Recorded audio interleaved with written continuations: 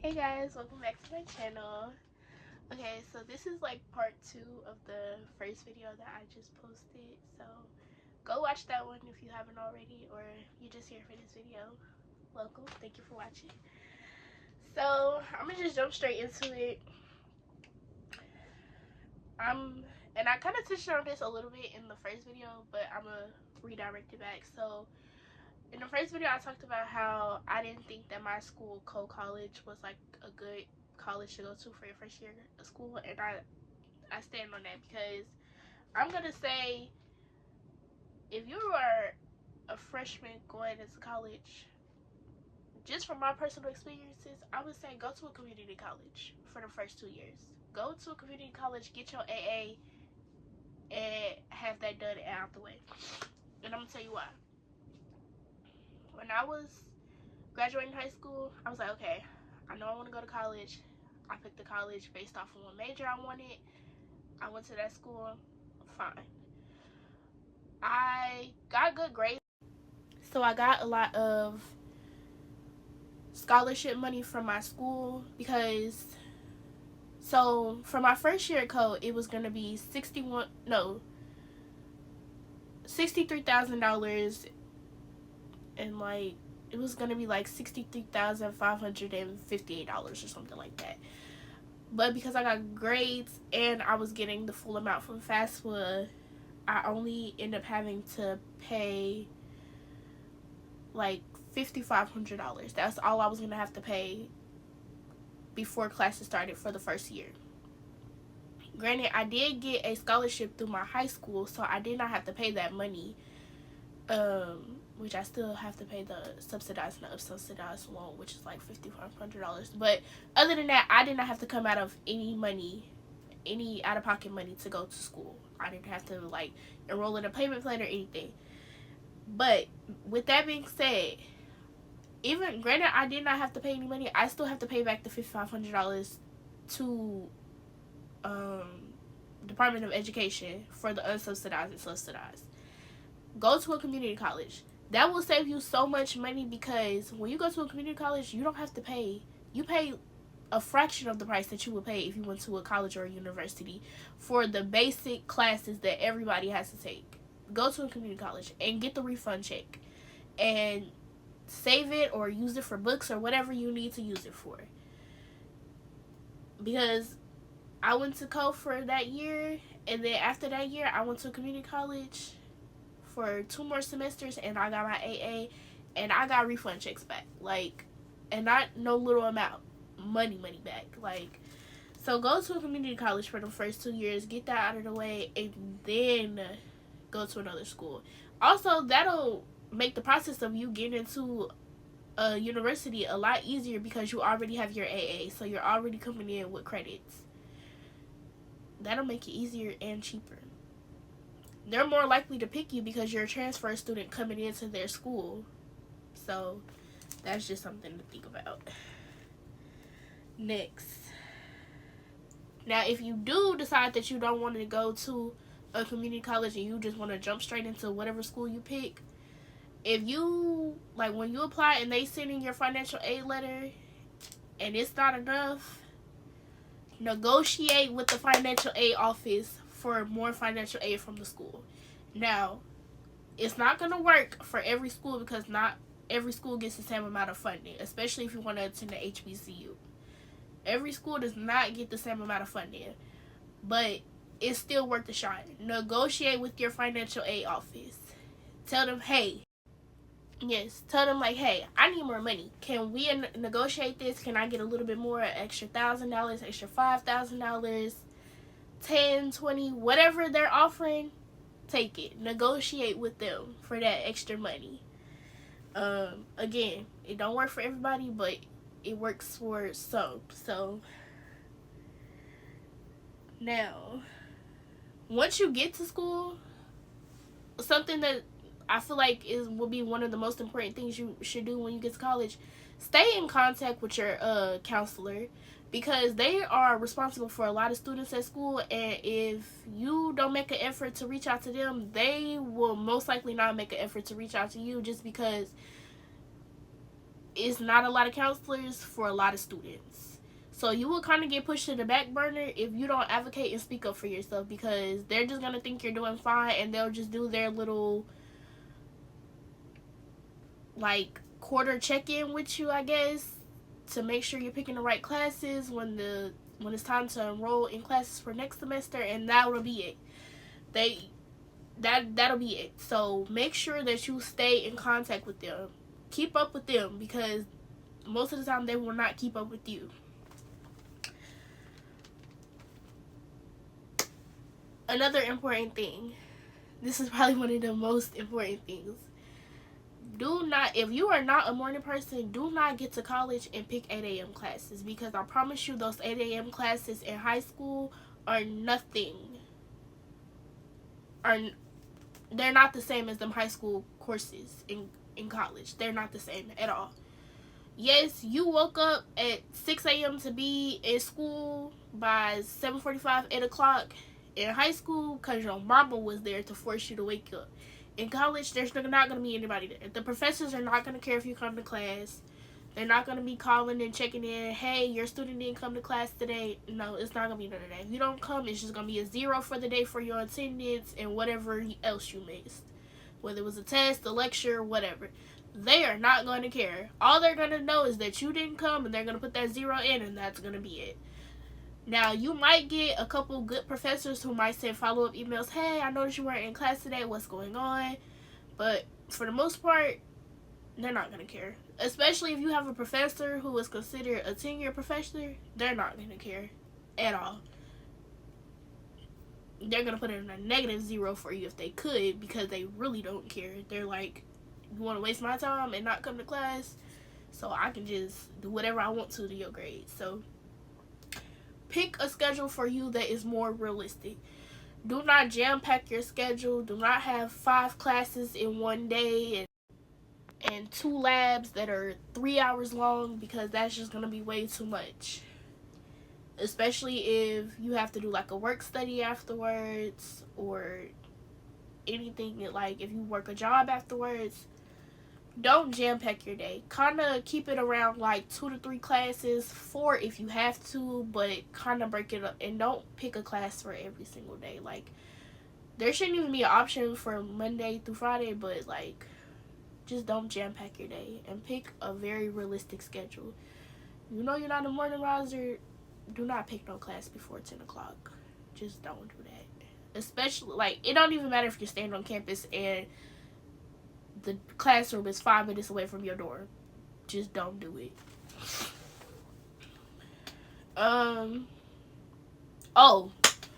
Do not do not be afraid to drop them classes during that add drop period that they give you, whether it's a week, 3 days, a week and a half.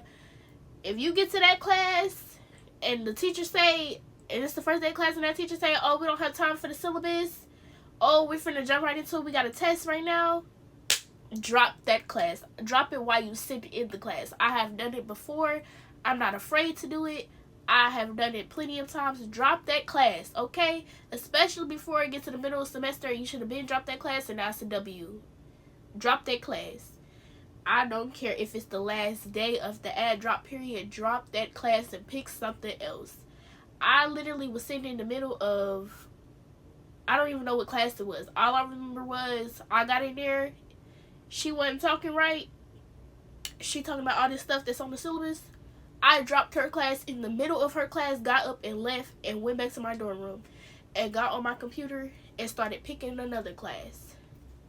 Do not, and use Rate Your Professor. Before you pick that class, get on Rate Your Professor and go on there and read every review. And if it's like, try to pick the comments that's related to your specific class. But even if they don't have your specific class on there, read them comments, because that will tell you everything you need to know. Read them thoroughly, because if that professor ain't got a good rating, I promise you they ain't changed. Drop that class. Do a thorough review on your professors, and that'll help. Next, I should have said this first. Do not overpack when you're moving into your dorm room. When I went to school, I had my car packed full of stuff and a Chevy Blazer packed full of stuff. You don't need all that stuff. Do not pack all them clothes. Do not pack all them shoes. Because I promise you, you're not going to be putting that shit on every day like that. You just not. I promise you. It's going to be the middle of the semester, and you're going to get tired of putting that stuff on every day.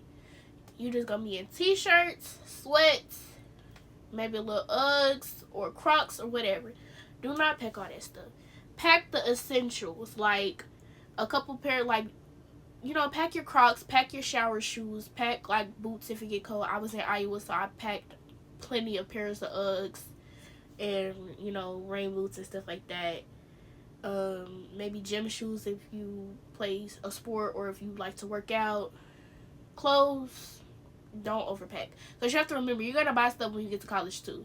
You're going to go to the mall, you're going to buy stuff at the gift shop or school related attire. Pack, you know, all your toiletries. And save as much money as you can. Like, whether it's graduation money, money that you get from working. I'm sorry, I'm a little sick. Money that you get from working. Save as much money. So bring money, toiletries, shower shoes.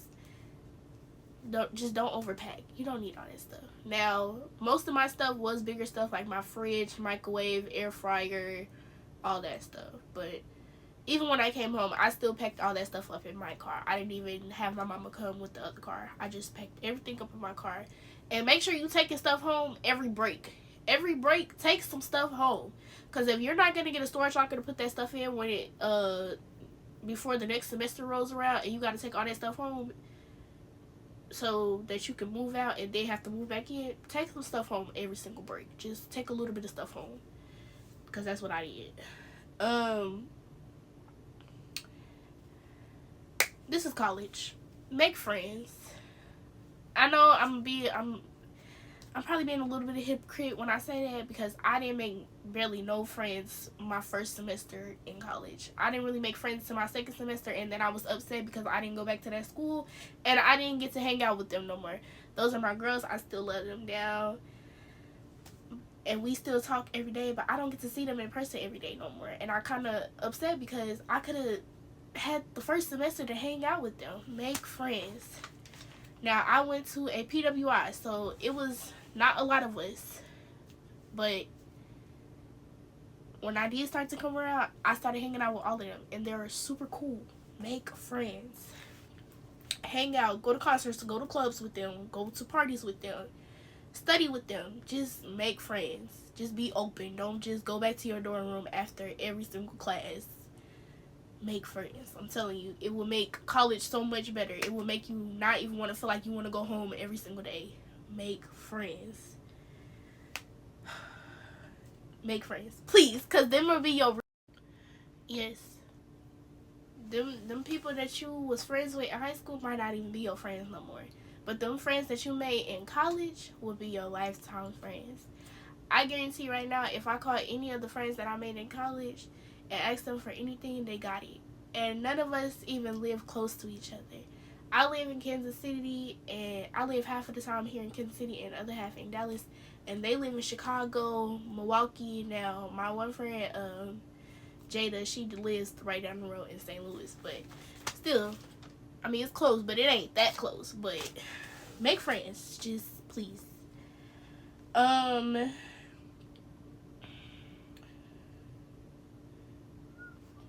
What else? What did I say? Okay. Oh. Use that student discount for everything. Ask if they have a student discount no matter where you go. Because you paying for it basically anyways.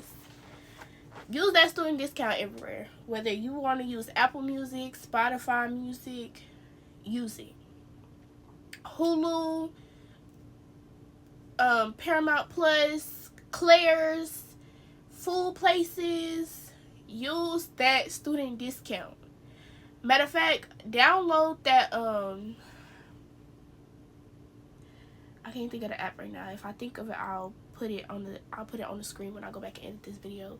But it's an app that'll tell you every single website and store that offers a student discount. And it'll tell you how much it is, how much what the percentage is off, everything. Use that student discount, okay? Use it, because it will come in handy more times than one. Now, what else? Oh, stay on top of your grades in college, because you will be in academic probation so fast if you do not take it serious when you get to college. Because again, the professors do not care. Your counselors, they don't have that much time to spend with you. Take it serious. If you were a person in high school who didn't really study, who, you know, could just learn the lesson and you got it and that's it, and you didn't have to study, prepare, it ain't gonna be like that in college. And you are going to be frustrated, because you can go from being an A plus student in high school and get to college and quickly become a student who gets C's. And granted, them C's get degrees. But if that's what you experienced all of high school, getting A's and B's, and then you go to college, yeah, like if that's what you experienced in high school, you was an A and B student, and now you get C's in college, it can be very frustrating, and you can be feeling like, well, damn, like, was I not doing it? Like, am I dumb? Like, hold on, wait a minute, because I was doing very well in high school. What's going on? I'm telling you, you will need to study. Find time in your schedule to go to the library. Do not study in your dorm room. I'm gonna tell you this: you will get very distracted in your dorm room, because you'll want to be on your phone. You'll be talking to your roommate. You'll just be doing anything but studying, watching TV. Go to the library. Go to the library, find a little room, and duck off in there for an hour or two and study. Whatever class, I don't know how many classes y'all gonna take, but study. And really take notes. Take thorough notes as well. Don't just write down everything. Don't do that, because that ain't gonna help nothing. And even like try to like go to your professor and maybe get like a little printed out of like what's gonna be on the test, like each category. Like, okay, you taking a math, like, okay, geometry gonna be on this one, or calculus gonna be on this one. Whatever math, I didn't take no math courses in college, I don't know. Whatever's gonna be on there, try to get like a breakdown of it from your professor. They might give it to you, they might not. You know, if it's somebody in the class who's doing well, hey, can you help me? Can you come to the library and come study with me? Or can we meet up in downstairs at the round table and study? Use your resources. They have tutors too. Go to the library. Hey, can I sign up for a tutor? I need a tutor for this, or whatever it works, just to make sure that you stay on top of it, so that you do not end up at academic probation and get your scholarships revoked. Because them grades start to slip, they're gonna take them scholarships back real fast, and they're gonna want their money immediately. I don't know nothing about that, but I'm just saying, I done seen it happen before. They will take your scholarships back really, really fast, and they will expect you to come up with that money quicker than you can blink. So make sure you don't play around with it. But I think that's all for this video. I can't really think of anything else right now. Again, if I do, I'll make another video, a part 2, if I get enough requests in the comments. Or if you all have any other questions, just comment down below and I'll get to them. But thank you all for watching this video. Please like, comment, share, and subscribe. And thank you all for watching. Bye.